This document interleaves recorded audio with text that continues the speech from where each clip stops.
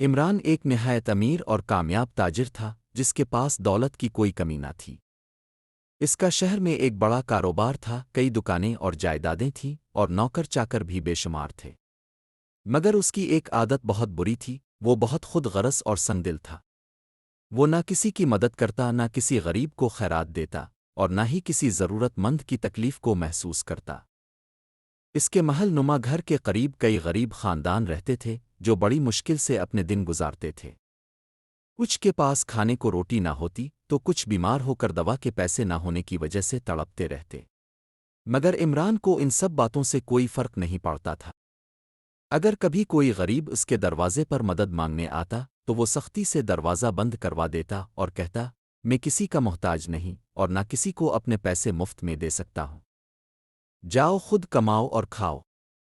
رمضان کا آغاز اور عمران کی بے حسی، پھر رمضان کا مبارک مہینہ آیا۔ پورے شہر میں ایک روحانی ماحول بن گیا۔ لوگ نیکیوں میں بڑھ چڑھ کر حصہ لینے لگے، مسجدیں نمازیوں سے بھر گئیں اور جگہ جگہ غریبوں کے لیے افطار کا اہتمام کیا جانے لگا۔ مگر عمران بدستور اپنی خود غرضی میں مگن تھا۔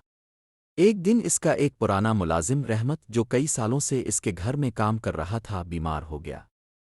وہ سخت بخار میں مبتلا تھا اور دوا کے لیے پیسے بھی نہ تھے۔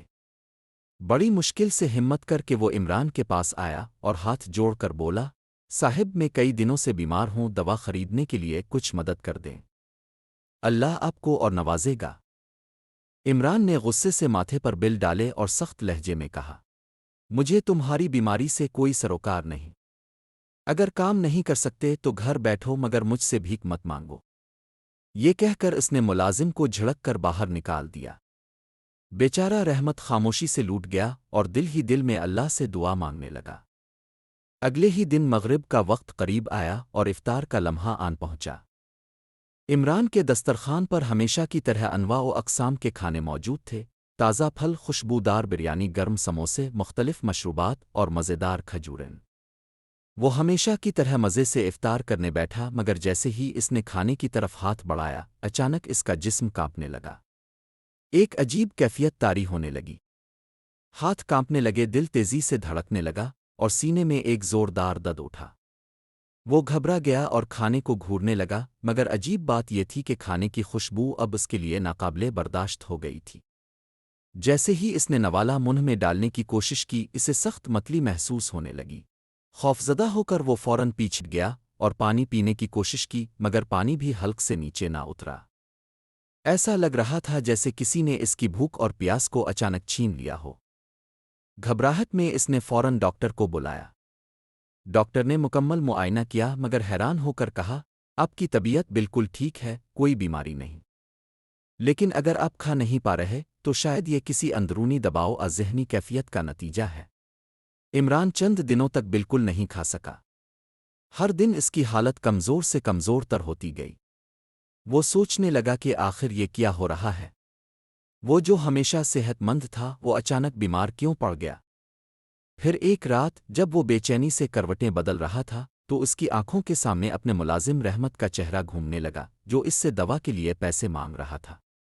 پھر اسے یاد آیا کہ اس نے کتنے ہی غریبوں کو جھڑک کر دروازے سے نکالا تھا، کتنے ہی لوگوں کی مدد کرنے کے بجائے ان پر سختی کی تھی۔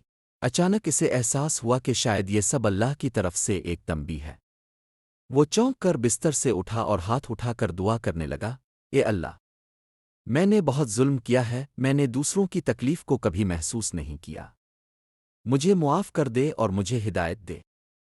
اگلے دن اس نے پہلا کام یہ کیا کہ اپنے ملازم کو بلایا، اس سے معافی مانگی اور نہ صرف اس کی دوا کے لیے پیسے دیے بلکہ اسے کچھ اضافی رقم بھی دی تاکہ وہ آرام سے صحت یاب ہو سکے۔ پھر اس نے پورے محلے کے غریبوں کے لیے افطار کا اہتمام کیا، ہر ضرورت مند کو کھانے کے پیکٹ دیے اور مسجد میں جا کر دل کھول کر خیرات کی۔ جیسے ہی اس نے یہ سب کیا، ایک حیرت انگیز واقعہ پیش آیا، اس کی بھوک واپس آ گئی اور وہ افطار کے وقت پہلی بار سکون سے کھانے کے قابل ہوا۔ عمران کو احساس ہو گیا تھا کہ مکافات عمل برحق ہے، جو ہم دوسروں کے ساتھ کرتے ہیں وہ کسی نہ کسی صورت میں ہمارے ساتھ ضرور ہوتا ہے۔ اگر ہم دوسروں کو تکلیف دیں گے تو وہ تکلیف کسی اور طریقے سے ہمارے پاس ضرور آئے گی، لیکن اگر ہم دوسروں کی مدد کریں گے، ان کے دکھ درد بانٹیں گے تو اللہ ہمیں دنیا اور آخرت دونوں میں خوش رکھے گا۔